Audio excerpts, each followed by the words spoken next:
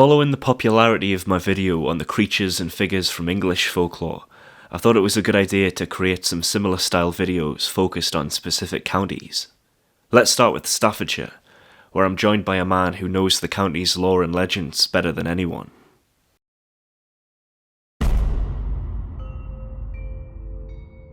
In the 16th century, a man named Sir John Chillington owned an estate near Wolverhampton. He had an interest in animals, and kept one of the first private zoos in England. Among these animals was a panther, and one day it escaped. The keepers realised and sent for the lord immediately. Luckily, he was as interested in hunting animals as keeping them.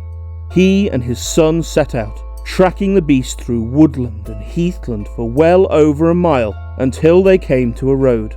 Walking down this road was a mother and her small child, and behind a bush was the great cat, preparing to pounce. Sir John, breathless, exhausted from the chase, raised his crossbow. His son, knowing they had only one shot, shouted out, "Franz Hailing! Tierra Fort!" Breathe deep, pull hard. The bolt released. It flew true and struck the panther dead, landing a foot from the terrified child. A stone cross was erected on the spot, and the shouted words are now the family's motto.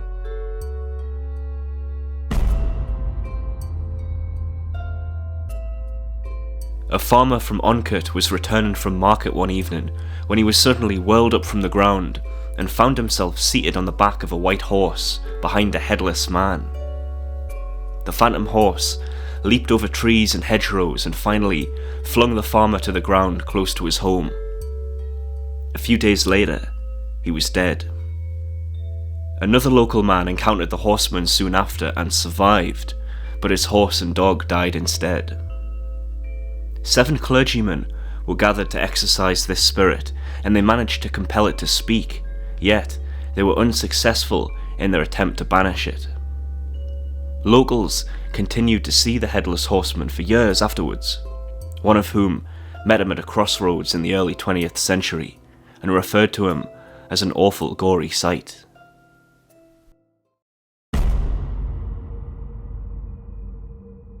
A long time ago, on a forgotten parcel of land in Bilston, a local lord wanted to build a church. He got his men together and they started to work. But that night, everything they had accomplished was torn down. This went on day after day, until eventually the lord decided to hang around and see who was causing it. What he saw, he couldn't believe. It was fairies, seemingly insulted by the land being used without their permission, especially for such a purpose. Now, as the story goes, the Lord was finally able to outsmart the fairies on Christmas Eve, as the bells of the midnight mass rendered the powers of all fairies useless. But then, why was that church never built?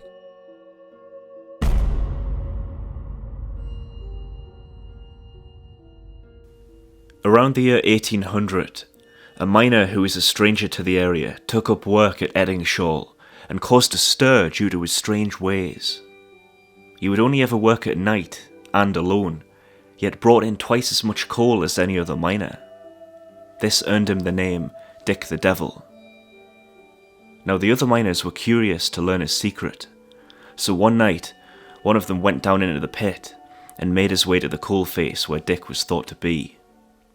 He wasn't working, he was sitting back smoking a pipe while a group of knockers mined the coal for him. The spying miner let out a cry in shock and ran for the exit, only to be chased by the knockers, who didn't appreciate being watched. As he reached the top of the pit, there came an explosion caused by the knockers. Yet, the only casualty that day was Dick the Devil.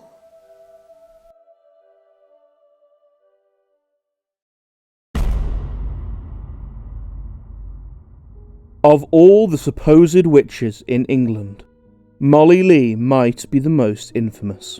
In life, her exploits were unremarkable.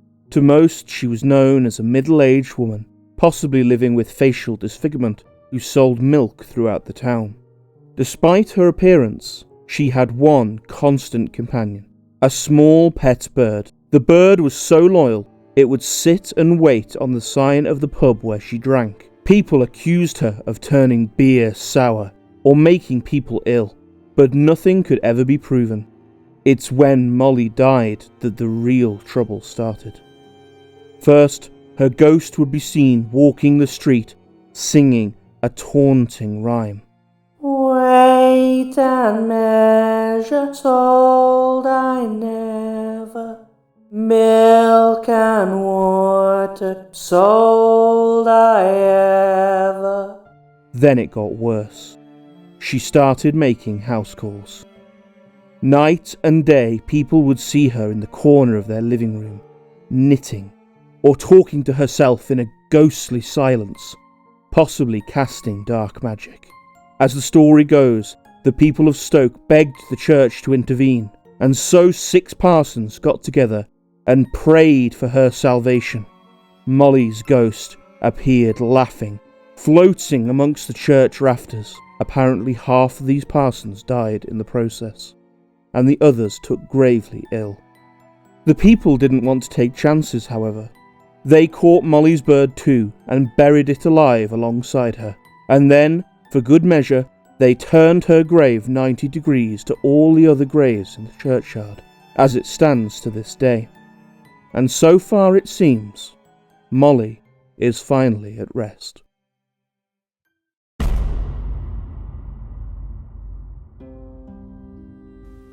There was once a giant that lived at Holy Austin Rock with his very beautiful wife. Close by, there lived another giant at a place called Enville. During a drought, the giant of the rock left his home to fetch water from a stream that trickled down Kinver Edge and collected in a stone trough known as the Giant's Water Trough by locals. While out getting water, the giant of Enville called on his wife, and, leaning through the top window of their home, he kissed her. The giant of the rock, returning early, caught them in the act, and, enraged, he picked up a long stone and hurled it after the Enville giant. It missed, and embedded itself in the ground, and became known as the Bolt Stone. The stone is now no longer standing, and the Giant's Water Trough was broken up in the 20th century at some point, it seems. The Hand of Glory is about as gruesome as folklore artefacts can get. It's the mummified arm of a child that was found bricked up in the chimney of the White Hart in Carmer, Walsall. Supposedly, the heir to the property was murdered by a family member several hundred years ago, and their remains hidden throughout the building. Frequently it was said that the ghostly limbs might be seen moving around the corridors and rooms, searching in vain for the other pieces, to become a whole united ghost and find peace in the afterlife. Though the same story says that a head and other arm were discovered previously and buried in consecrated ground. The remaining arm, however, is currently in the collection of the Walsall Museum Service.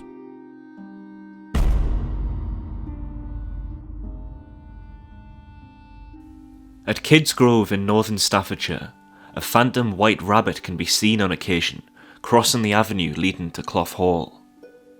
It was said to predict a death in the family of anyone who saw it.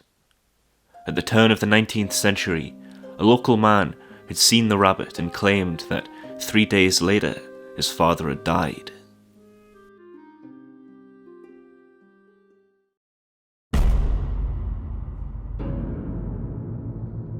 In Bloxwich, there used to stand a pub known as the Bull's Head. One day, a coal miner called Samuel Mosley was sat there when his wife Margaret came in. She wasn't happy. Samuel was supposed to be preparing for work. She tried to coax him up, but he wouldn't budge, and in fact, he told her he didn't think he'd go to work at all today. Margaret left in a rage, and as she passed under the tree outside, she cursed that she wished the building would collapse and bury him. All of a sudden, with a creaking and a large crash, the roof of the pub fell in.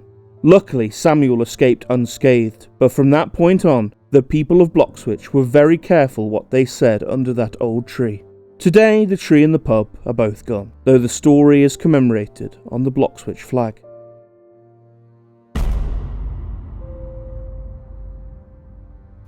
Blackmere is home to a ghoulish mermaid that's known to drag down lonely passers-by into the depths. Some say that the mermaid was once human, but drowned herself after being accused of witchcraft by a rejected suitor, who was later found dead in the pool with scratches across his face. It's said that cattle will not drink from Blackmere, and birds won't fly over it.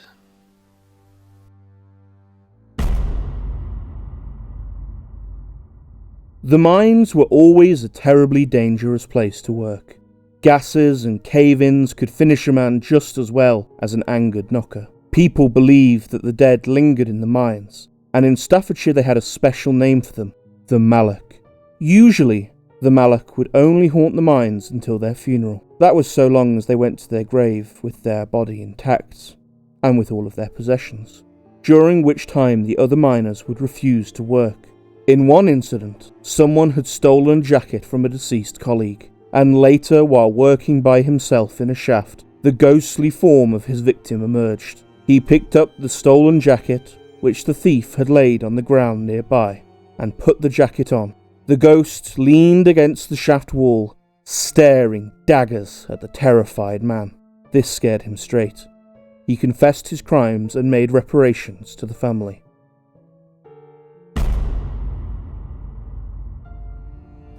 Gibbet Lane is no place for the faint of heart. Still to this day, there's a strange and uneasy atmosphere about the place. It was here in 1812 that William Howe shot a farmer named Benjamin Robbins. A number of witnesses had noted a strange man's interest in Mr. Robbins at a nearby coaching inn, and through his physical appearance and the clothes that he wore, he was identified as William Howe, an employee at a country house in the area. The Stourbridge magistrates charged him with willful murder, and he was sent in irons to Stafford jail to await trial. After all the damning evidence, the jury retired for only 7 minutes, returning with a verdict of guilty. He was to be hanged. The body was to be hung in chains near the spot where the heinous crime was committed. Large crowds gathered and watched as his corpse was suspended in chains at a place called Gibbet Lane. William's ghost has been known to haunt this lane ever since. The latest report of the sighting of William Howe's ghost came in 1940, when a local woman walking along Gibbet Lane on a clear moonlit night came aware of a man following her. She insisted the phantom's neck stretched and swayed from side to side as if it was broken.